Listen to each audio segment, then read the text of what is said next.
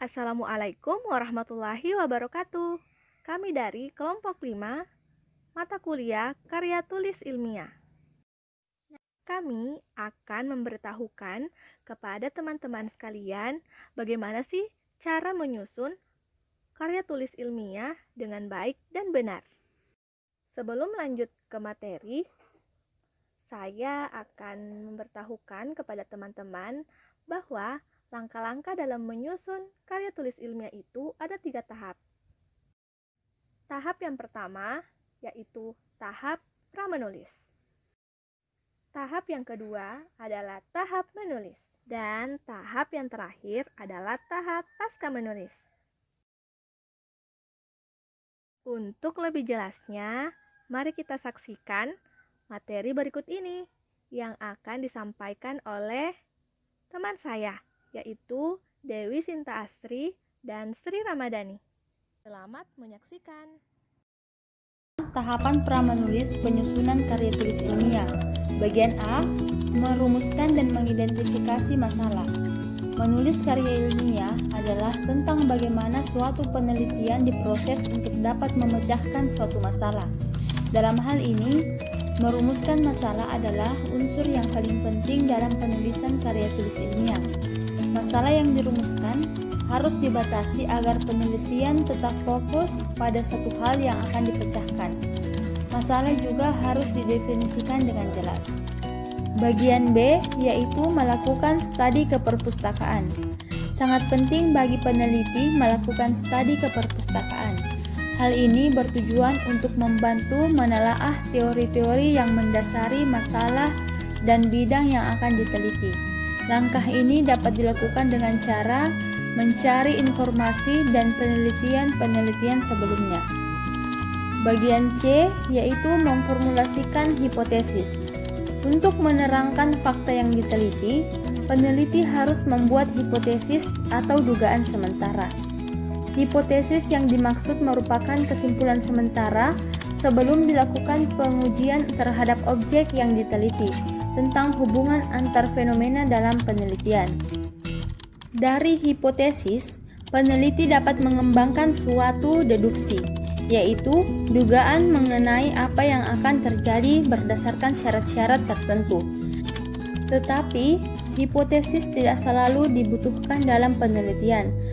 Pada penelitian deskriptif, hipotesis tidak diperlukan. Selanjutnya yaitu D. Menentukan model untuk menguji hipotesis. Pada ilmu-ilmu tertentu yang sudah mapan dan berkembang, pengujian hipotesis didasarkan pada kerangka analisis yang telah ditetapkan sebelumnya. Peneliti dapat menggunakan model matematis untuk merefleksikan hubungan antar fenomena yang secara umum tergambar dalam hipotesis, kemudian diuji dengan teknik yang tersedia. Mengumpulkan data. Dalam menguji hipotesis, peneliti perlu mengumpulkan data. Kegiatan mengumpulkan data ini dimaksudkan untuk mengumpulkan informasi dalam mencapai tujuan penelitian. Teknik pengumpulan data tiap penelitian berbeda berdasarkan masalah yang dipilih dan metode penelitian yang digunakan. F. Menyusun, menganalisis, dan memberikan interpretasi. Peneliti dapat menyusun data setelah pengumpulan data untuk kemudian dianalisis. Lalu, hasil analisis tersebut diinterpretasikan dalam segala kondisi yang terjadi pada saat pengamatan. Di langkah inilah Anda mencoba untuk meneliti dan memperkirakan apa yang terjadi dari pengamatan dan pengumpulan data. G. Membuat generalisasi dan kesimpulan. Setelah menafsirkan dan menginterpretasikan hasil analisis, peneliti dapat membuat generalisasi, di mana generalisasi merupakan proses penalaran yang selanjutnya dapat ditarik kesimpulan.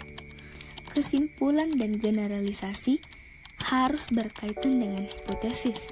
Apakah hipotesis diterima atau ditolak? Dan yang terakhir, membuat laporan ilmiah. Membuat laporan ilmiah adalah kegiatan terakhir yang utama dalam pelaksanaan penelitian ilmiah. Sebab laporan ilmiah dibuat berdasarkan hasil-hasil yang diperoleh dalam penelitian tersebut. Nah, itulah tadi materi tentang tahapan pra-menulis dalam penyusunan karya tulis ilmiah. Semoga teman-teman bisa memahaminya ya. Untuk materi selanjutnya akan disampaikan oleh teman saya juga nih. Namanya Andi Ningrat Satya dan Diki Darmawan. Selanjutnya, langkah-langkah membuat outline atau kerangka karangan dalam karya tulis ilmiah. Membuat outline harus memenuhi kaidah dan aturan yang berlaku. Ketika memutuskan hendak membuat outline karya tulis ilmiah, maka langkah-langkah dalam menyusun atau membuat outline adalah sebagai berikut. A. Menentukan pola penyusunan kerangka karangan. Adapun dua pola dalam penyusunan kerangka karangan, yaitu pola alamiah dan pola logis. Perbedaan keduanya yaitu pola alamiah lebih mengutamakan keadaan yang tolong-menolong di alam atau lapangan. Sementara pola logis lebih mengutamakan jalan pikiran yang sistematis dan ilmiah. Setelah menentukan antara keduanya, maka sanggup dibagi lagi menjadi ke dalam beberapa tahapan. B. Menentukan topik dan membuat judul karya tulis. Hal kedua, sehabis menentukan pola penulisan, maka kau harus menentukan topik dan merumuskannya menjadi beberapa poin. Diikuti oleh pembuatan judul karangan yang sesuai. Topik atau tema yang dibentuk haruslah menyeluruh. Begitu juga dengan judul yang dipilih harus sanggup menggambarkan seluruh topik yang dijabarkan dalam tulisan. C. Mengumpulkan materi dan data yang diperlukan. Penulis harus mengumpulkan data dan materi yang sanggup mendukung karya tulis tersebut. Data tersebut berupa pengertian, tujuan, jenis, contoh, pendapat para ahli, teori, aturan, dan sebagainya. Tulis semua data dan informasi yang terlintas dalam pikiran untuk memudahkan penulisan pembahasan nantinya. D. Menyeleksi materi dan data. Menyeleksi setiap materi atau data yang diperoleh dari tahapan ketiga. Memilih data yang mana yang paling relevan dan konkret untuk karangan atau karya tulis yang akan dibuat nantinya. Hindari menentukan dan membahas topik yang tidak penting untuk menghasilkan karya yang konsisten dan terarah. E. Mengembangkan outline. Ini yaitu langkah terakhir, yaitu membuat kerangka goresan pena yang utuh dan menyeluruh. Perluas semua data dan topik yang sudah didapatkan dan jangan membahas topik yang tidak relevan dalam kerangka karangan. Mengembangkan outline membutuhkan pola pikir yang sistematis dan daya analisis yang kuat. Untuk contoh outline bisa dilihat pada layar. Nah, bagaimana dengan materi kedua ini? Yaitu langkah-langkah membuat outline atau kerangka karangan. Semoga teman-teman bisa memahaminya ya. Nah, selanjutnya saya akan mengajak teman-teman untuk menyaksikan materi ketiga, yaitu tahap menulis dan pasca menulis dalam karya tulis ilmiah yang akan dipaparkan oleh Putri Rahayu dan Irma Awalia Jamal. Materi ketiga yaitu tahap menulis dan pasca menulis dalam karya tulis ilmiah. Yang pertama adalah tahap penulisan. Tahapan menulis merupakan penyajian tulisan dalam bentuk gambar, fungsi untuk memperjelas data karangan yang telah disusun dengan memperhatikan penanda kohesi dan koherensi dalam suatu kalimat. Untuk memperkuat atau meyakinkan suatu tulisan, Biasanya seorang penulis menyertakan pendapat orang lain atau ide dan ahli yang berkompeten di dalam bidang keilmuan. Proses tersebut disebut dengan pengutipan. Tata cara pengutipan secara umum ditulis di dalam kurung yang di dalamnya berisi tentang tahun terbit dan halaman buku atau sumber yang dikutip. Setelah proses pengutipan, penulis harus menuliskan sumber-sumber yang dikutip pada daftar pustaka. Secara umum, penulisan daftar pustaka diawali dengan nama penulis, tahun terbit, judul, kota penerbit, dan nama penerbit. Untuk lebih jelas, kita dapat melihat contoh proses pengutipan ide pada layar. Pada kutipan pertama, apabila diamati memiliki ciri khas tersendiri dalam hal pemilihan redaksional.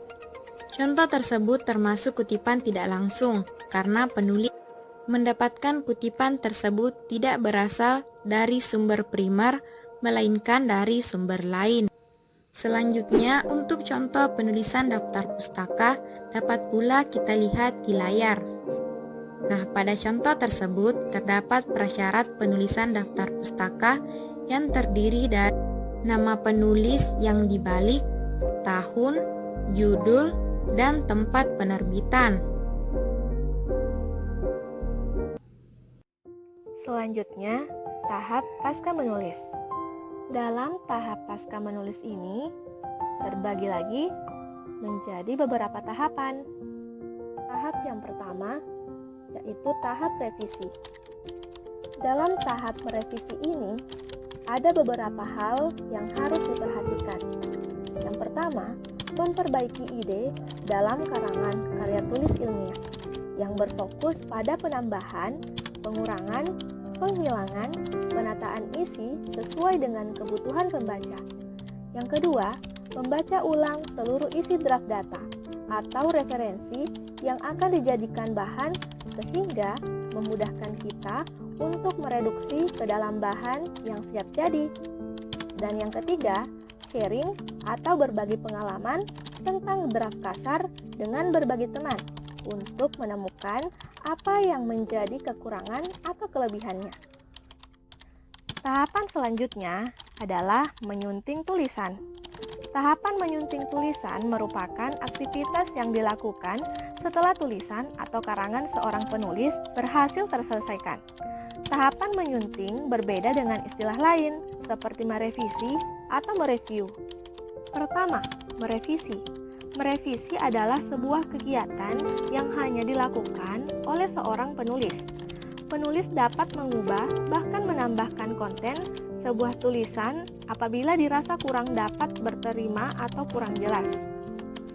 Terakhir adalah kegiatan menyunting. Menyunting merupakan kegiatan yang dilakukan oleh seorang penulis atau orang lain untuk memperbaiki ejaan, tanda baca, pengutipan, penggunaan huruf kapital, penyusunan paragraf, pemilihan diksi, dan penerapan gaya bahasa. Orang atau pihak yang termasuk dalam kegiatan ini disebut dengan editor. Oke, tahapan selanjutnya yaitu melengkapi dengan unsur publikasi. Sebuah karangan buku menjadi lebih sempurna apabila dilengkapi dengan unsur-unsur publikasi seperti daftar isi, kata pengantar, daftar pustaka, daftar indeks, dan glosarium. Dan untuk tahapan selanjutnya yaitu ada tahapan penataan tampilan, dan tahapan yang terakhir adalah mempublikasikan tulisan.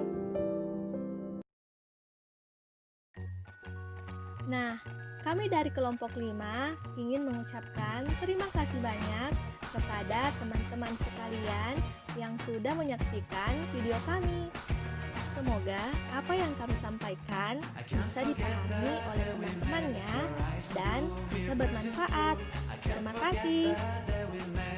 Terakhir, mari kita berkenalan dengan anggota-anggota kelompok dari kelompok 5. Yang pertama, ada Dewi Sinta Asri. Hai. Yang kedua, ada Sri Ramadhani.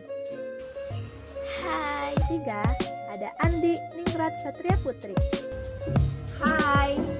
Yang keempat ada Putri Rahayu. Hai. Kelima ada Irma Awalia Jamal. Dan yang terakhir Diki Darmawan. Hai. Nah, itulah tadi anggota kelompok dari kelompok 5. Dan terakhir, kami ucapkan terima kasih. Wassalamualaikum warahmatullahi wabarakatuh.